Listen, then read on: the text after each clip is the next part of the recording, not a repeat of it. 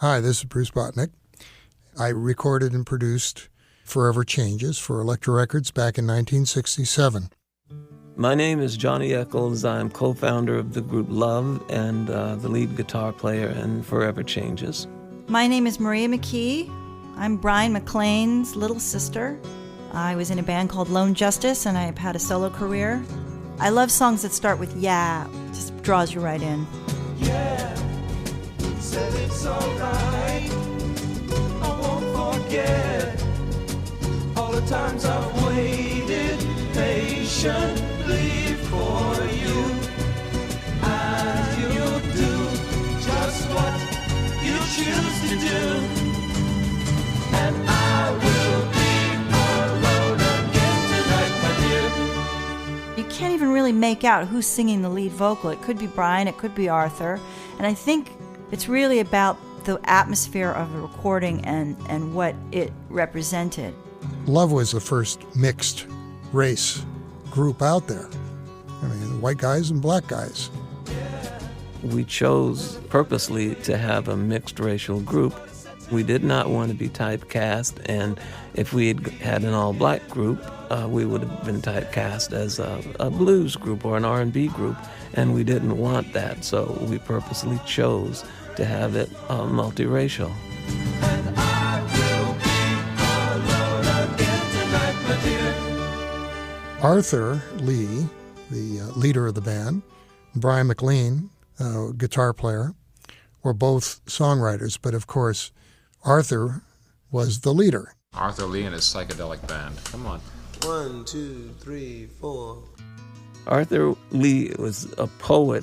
He had a way of looking at life and putting it in words that were funny or that were profound. Where are you walking? I've seen you walking. Have you been there before? My brother Brian McLean joined the band when he was a teenager still because he'd been on the road with the Byrds. He was the tour manager for the Byrds. When he came into the group, we were kind of a rock blues band.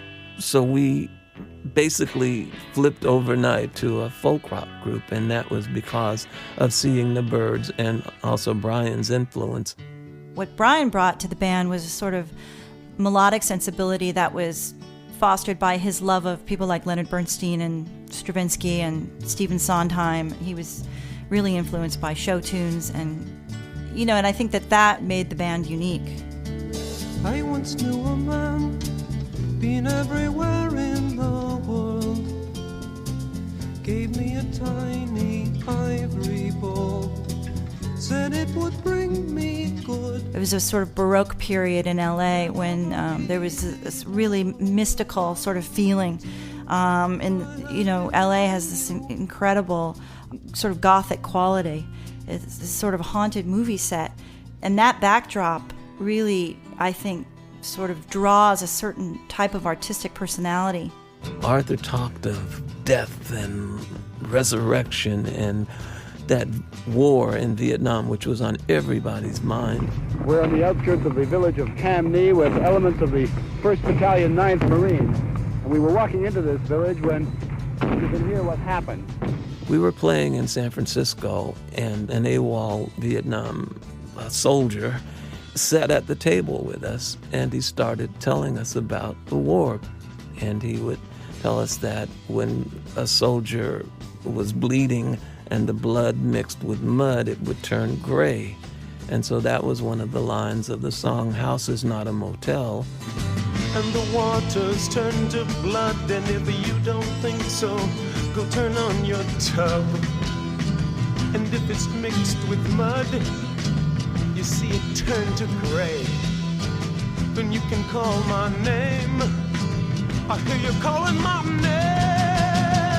name. Our generation were listening to everything. There was sharing. To give you an example, when I was doing the Turtles, Happy Together, they were very close with the Beatles. And the Beatles had given them a monaural acetate reference disc of Sgt. Pepper months and months and months before it came out. And everybody was so knocked out by that we wanted to see if we could do something as good or better. Not that we were trying to do Sgt. Pepper. Forever Changes was not a financial success by any means, but I mean, I've heard from quite a few musicians, especially English musicians, who adore the album, that grew up with it.